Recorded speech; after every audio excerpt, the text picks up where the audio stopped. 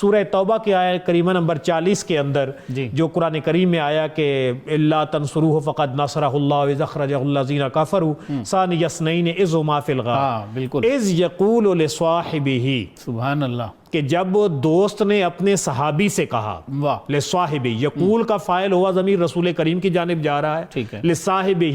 ہی ضمیر کا بھی مرجع آقا کریم حضور کے صحابی، تعریف میں پہلے بتا چکا ہوں۔ تو یہاں پہ امام فخر الدین رازی نے تفسیر کبیر کے اندر درج کیا ہے